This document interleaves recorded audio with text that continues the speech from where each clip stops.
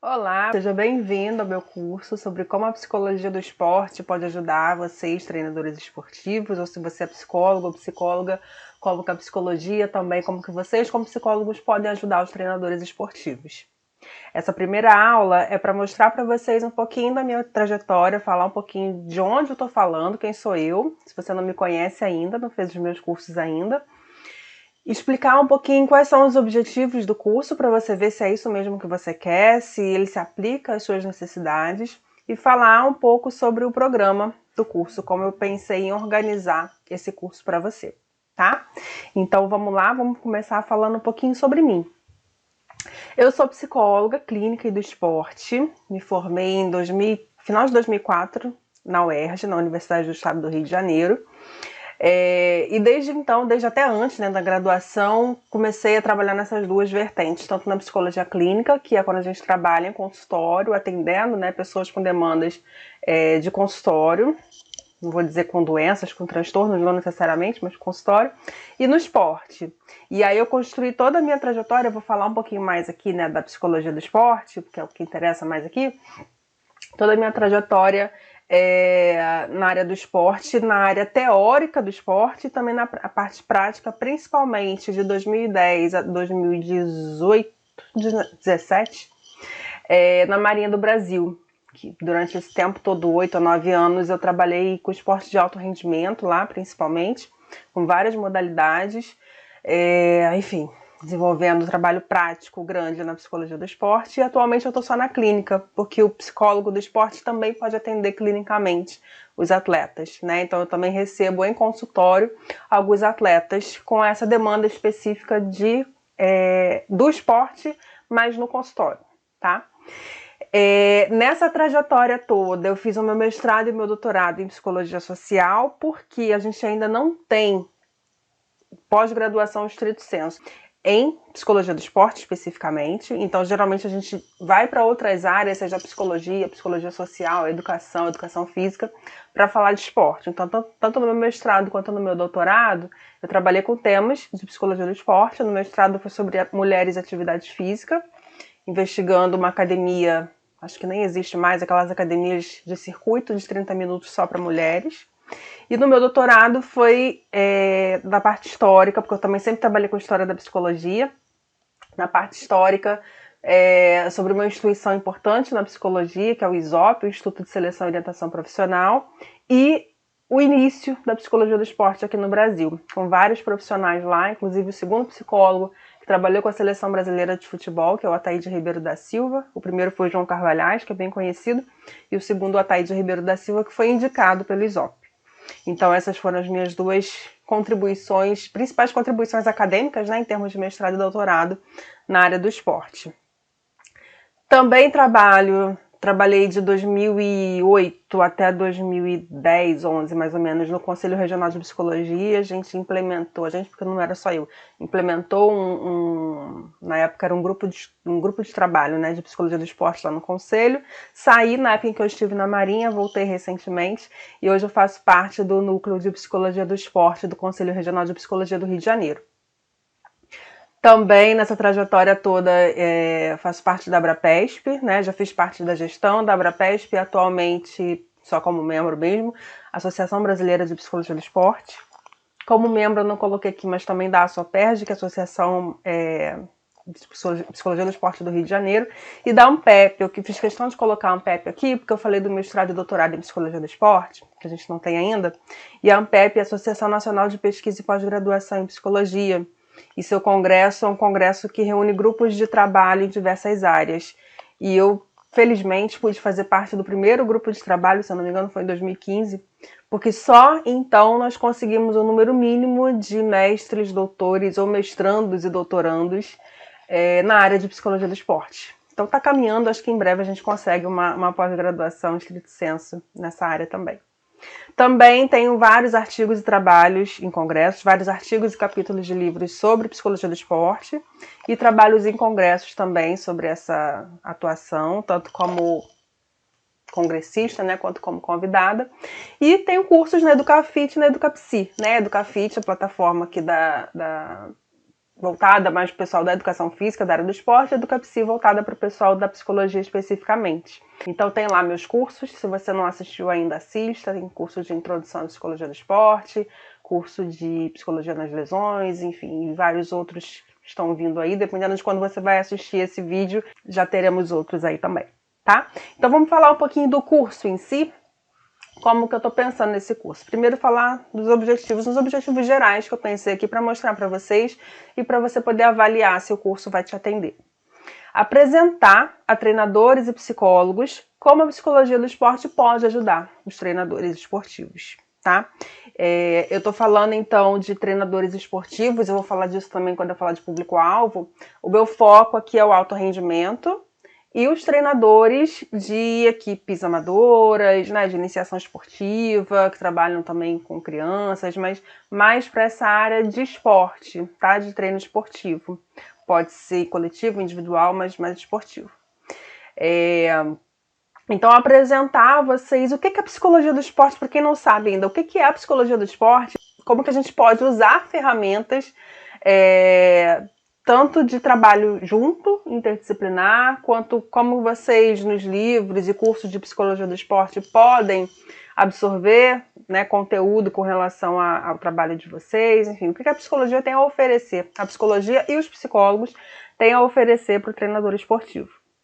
Fornecer também alguns conhecimentos da psicologia do esporte que podem melhorar o trabalho dos treinadores. Então, além de mostrar como a psicologia pode ajudar, eu pretendo aqui trazer algumas, não gosto de chamar de dicas, mas algumas orientações e diretrizes, que é o nome que eu uso no curso, com relação a diversas situações específicas.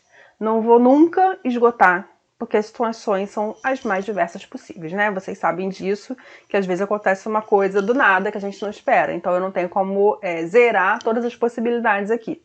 Mas usando a bibliografia existente, a bibliografia que eu peguei até o momento, e a minha prática também, de coisas que eu já vi acontecendo, né, que eu já ouvi de treinadores falando, falar um pouco, dar algumas orientações, algumas diretrizes de como fazer nesses casos, ou pelo menos de onde procurar uma ajuda, que tipo de postura adotar. Eu acho isso bem importante. E, por fim, mas não menos importante, desenvolver o pensamento crítico dos treinadores sobre sua prática, estimulando suas habilidades e criatividade no exercício profissional. Por quê? Porque o meu objetivo com o curso não é dar para vocês todo o conhecimento, vocês estão prontos e vão usar isso.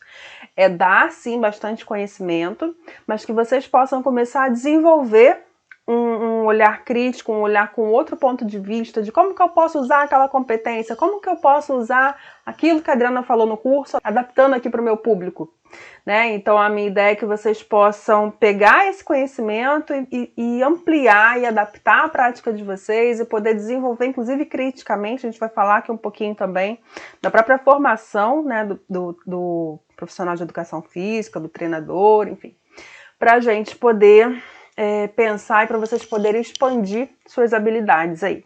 Nós vamos ver que precisam de várias, né? O treinador esportivo precisa de muitas habilidades. E aí, claro que sempre adaptada ao público, à modalidade, ao local. Então, a ideia é que vocês possam ampliar isso.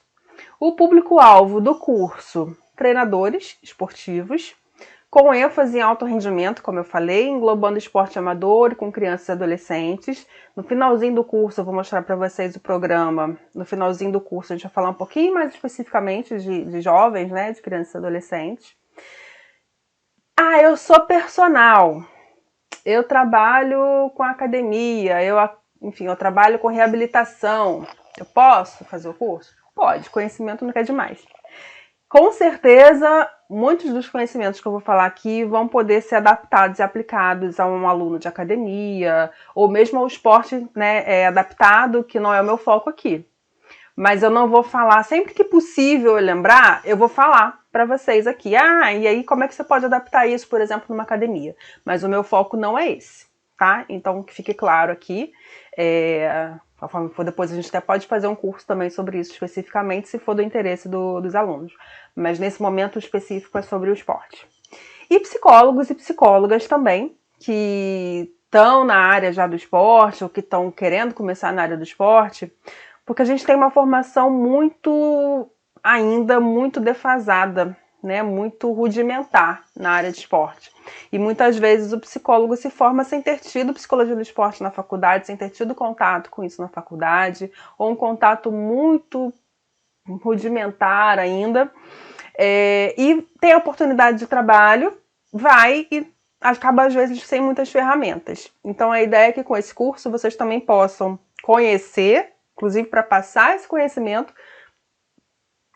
para treinadores com quem vocês trabalhem, mas que possam aprender também, né? Ver a bibliografia, aprender como que a gente pode trabalhar com que orientações a gente pode dar para um treinador, enfim, acho que pode ser bastante útil também, com certeza, com certeza é bastante útil também para psicólogos.